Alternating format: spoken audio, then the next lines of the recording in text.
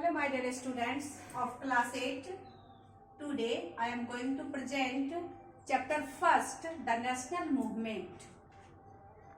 Previous video में मैंने era of the moderate nationalist movement के बारे में बताई थी कि उनके क्या ऑब्जेक्टिव्स थे। अब इसमें हम देखेंगे कि असर्टिव नेशनलिस्ट का मूवमेंट या इरा क्या था, क्योंकि इसमें दो प्रकार के नेशनलिस्ट थे। एक को कहते थे मॉडरेट नेशनलिस्ट और दूसरे को कहते थे assertive nationalist. The objective of assertive nationalist was a free independent India. अब इनका जो इरा था असर्टिव नेशनलिस्ट का, वो था फ्री इंडिपेंडेंट इंडिया, यानी कि मुझे एक स्वतंत्र भारत चाहिए। इसीलिए तिलक ने डिक्लेयर किया था Swaraj is my birth right and I will have it, यानी स्वराज मेरा जन्मसिद्ध अधिकार है और मैं इसे लेकर के रहूंगा। तो इस प्रकार असर्टिव नेशनलिस्ट का एक अलग इरा था और मॉडरेट नेशनलिस्ट का एक अलग इरा था। अब असर्टिव नेशनलिस्ट में बहुत ही फेमस इसके नेशनलिस्ट थे लाल बाल पाल, यानी कि विपिन चंद्र, लाला लाजपत राय, बाल गंगाधर तिलक और विपिन चंद्र पाल, यानी कि सबसे शुरू में यही, जैसे कि हम लोग बोलते हैं एक को नरम दल दूसरे को गरम दल, यानी जो मॉडरेट असर्टिव नेशनलिस्ट थे उसको कहते थे हम लोग नरम दल, और जो असर्टिव नेशनलिस्ट थे उनको कहते थे हम लोग गरम दल। तो अब क्या होता है कि दोनों असर्टिव नेशनलिस्ट और मॉडरेट नेशनलिस्ट के बीच आइडियोलॉजी का थोड़ा सा अंतर था, जिसके चलते सूरत सेशन में स्प्लिट हो जाती है, यानी कांग्रेस में दो भागों में बट जाते हैं उनके मेंबर, एक चले जाते हैं मॉडरेट में, दूसरे चले जाते हैं असर्टिव नेशनलिस्ट में 1906 में सूरत सेशन में।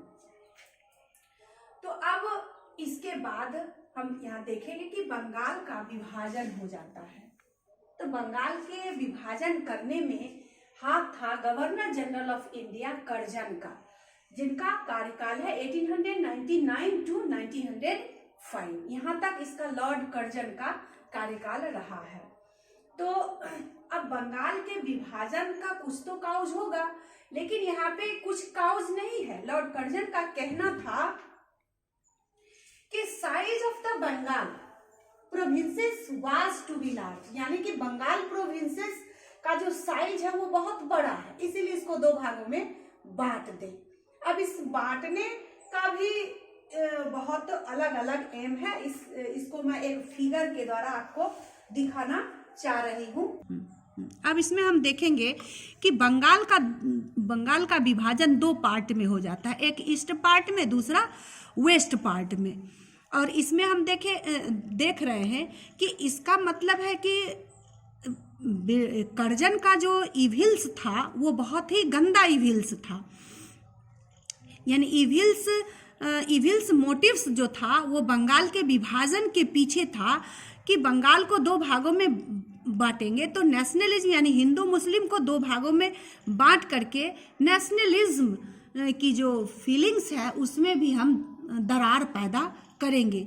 इसीलिए यहाँ पे लिखा हुआ है Curzon's evil motive behind the partition of Bengal. तो पहला था to break the growing solidity of Bengali nationalism. Bengali nationalism में भी एक प्रकार का दरार पैदा करना, and to create a rift between the Hindu and Muslim in Bengal. और बंगाल में रहने वाले जितने भी हिंदू और मुस्लिम थे उनके बीच भी एक रिफ्ट, यानी दरार को पैदा करना, जबकि इस बंगाल के विभाजन में कोई कारण नहीं था, बस सिर्फ यही था उनके अनुसार कि ये प्रोविंस बहुत बड़ा है इसीलिए इसका विभाजन किया जाए, यानी किसी तरह इसमें फूट पड़े, आपसी तनाव बढ़े और हम लोग इसका फायदा उठा सके। अब नेक्स्ट वीडियो में हम लोग बताएंगे स्वदेशी मूवमेंट क्या होती है।